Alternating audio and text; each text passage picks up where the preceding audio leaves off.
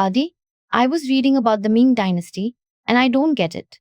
How did an emperor who started out breaking the rules for good, like planting a billion trees and stopping famines, end up so paranoid he killed thousands of his own officials? That's the wild part about the Hongwu Emperor. He started off as a peasant who became emperor, the ultimate underdog story. But as soon as he got the throne, he basically trusted no one, especially the educated elites. Imagine running an empire the size of Europe, but you're constantly looking over your shoulder, convinced everyone's out to get you. Wait, so he didn't even trust the people running his government? Weren't they supposed to help him? You'd think so. But most of the scholar officials came from higher social classes and were way more educated than him. Hongwu saw them as threats, not helpers. He even hated when they disagreed with him. He didn't want friends with arguments at his court. That's so insecure. But weren't there checks and balances? Someone to tell him when he was going too far? Nope, he got rid of that. About 12 years into his reign, Hongwu abolished the position of prime minister. So all the power, civil and military, went straight to him. No one could push back.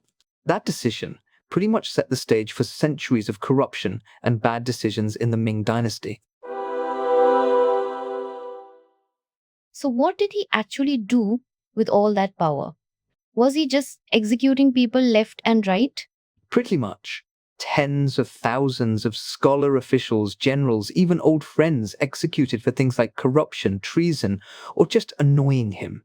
He was obsessed with control. But he also did some big, positive things. He repaired roads, built canals, planted 1 billion trees to fight famine, and even set up the province system China still uses today. That's a weird mix, super harsh, but also practical. Why was he so focused on preventing famine? His mother died of starvation. That haunted him, so making sure people didn't go hungry was a top priority. He moved people to empty areas, gave them land, and made them plant fruit and mulberry trees.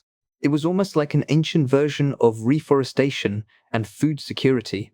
That actually sounds pretty modern, kind of like how governments today try to fight climate change and food shortages, right? Exactly. And just like now, there were rules for officials. He was strict about corruption. If you were caught, you'd be executed, and your skin displayed as a warning. He even limited fancy banquets, just 4 dishes and 1 soup.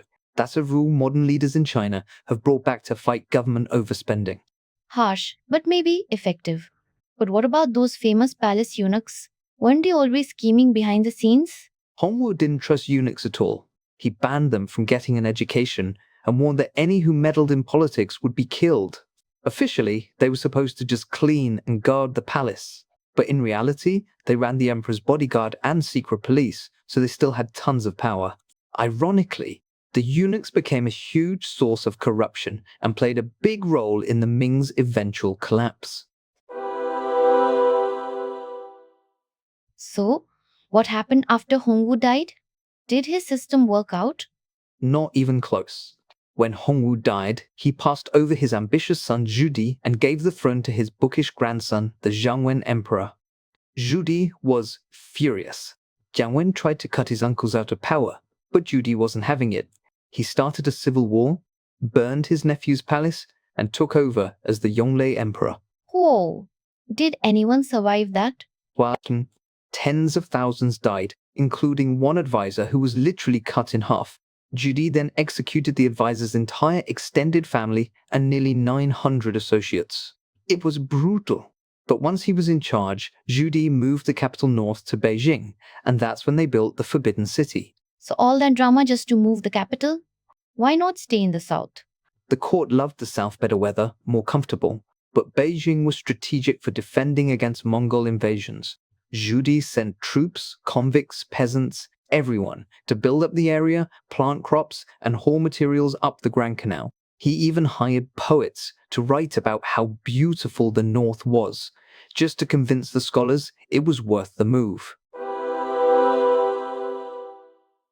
It's wild how much was about image and control, like, let's write poems so people like the new capital. But all that paranoia and violence, doesn't it sound a little familiar? Absolutely. Think about how we still see leaders centralize power today. sometimes in the name of efficiency, but often opening the door to corruption or abuse, or how governments manage food security, fight climate change, and use propaganda to shape public opinion. The Ming set patterns you can still spot all over the world. And the crackdown on officials and limiting extravagance sounds just like those anti-corruption campaigns you hear about in the news. Right. And the tug of war between experts and leaders who want total control? That's still a thing. The Ming show us what happens when checks and balances disappear. It can start with good intentions, but end in chaos. So, looking back, it's kind of a warning.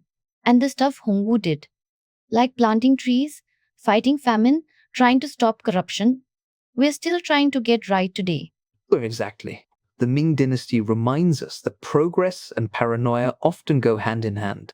Understanding that history helps us see why debates about power, corruption, and government reform matter so much now. Same struggles, just a new cast. So next time I see a new story about a leader cracking down on critics or moving the capital, I'll remember.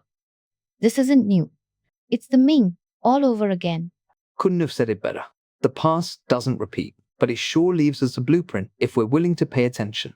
That's it for today's episode on Fun Learn Talks, where stories from business, technology, and history keep your curiosity alive.